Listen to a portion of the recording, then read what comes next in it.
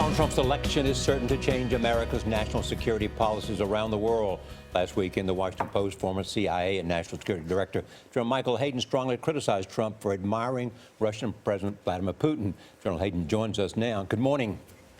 Good morning, Charlie. So what is because you and other national security officials have so been out front in your criticism on national security grounds of Donald Trump, what is your worst scenario? What is your biggest fear of Donald Trump as president? Charlie, I think the biggest fear I have is that he doesn't have that conversation that he has to have. Look, I think it's fair to say that he's become the president-elect by showing anger, by being accusatory, frankly, not being all that fact-based, and scapegoating real and imagined enemies. None of that fits into the intelligence picture. That's very alien to the way intelligence comes at an issue. And unless he has a conversation with what I call the fact-based, inductive, world as it is people, and they have a meaningful dialogue, I fear he's going to continue to act on this other set of beliefs. And that's going to be very bad for America and for the world. Can he dismantle the Iran nuclear deal? No, I don't think he can. It's relatively locked in. He can be ceremonial about ripping up some sort of document, but I don't think it changes a lot. And frankly, Charlie, that's not the necessary step.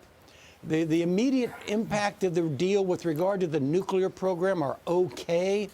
It's all the other things the Iranians are doing. And frankly, where Mr. Trump had good criticisms of the current administration, don't let them get away with what they're doing in Syria, in Yemen, and elsewhere.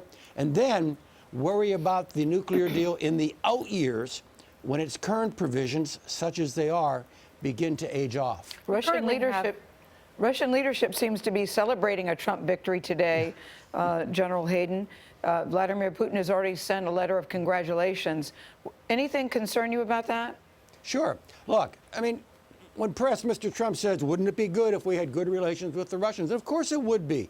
I would also like him to make some conditions on the Russians, that the Russians have to do certain things or stop doing other things for us to begin to have a more mutually beneficial relationship. I have yet to see word one in terms of what Russian behavior has to look like before we enter into this more meaningful dialogue. I'd like to get there too, but it can't be cost-free for the Kremlin. Two questions for you. First, what does this mean for the fight against ISIS? We're in a pretty good spot right now against ISIS. I've complained we've kind of backed into our current effort. We've been late and light, over-regulated, under-resourced, but right now we are on the cusp of a significant victory in Mosul. It's going to take time. And frankly, we're beginning to tighten the vice around Raqqa as well. Here's what I fear. Mr. Trump thinks that we are where we are now because we've been weak and stupid. I think we've been slow, but not weak and stupid. And he seems to have the belief that we can kill our way out of this quickly and then go home. And my sense is with that formula, we get to kill our way out of this again and again. By most estimates, 1/4 of the world's population, 1.5 billion people, are Muslim. Donald Trump has said he would ban them from the United States. He has changed a little bit on his policy when asked several times. What do you think the reaction will be there? How does that impact our national security? No, it makes it all more and more difficult. Look, this is a difficult relationship, but what's going on is a great civil war inside a great monotheism. We can't decide the outcome of that war, but we have to give the monotheism some respect because we have deep, good friends inside that belief system.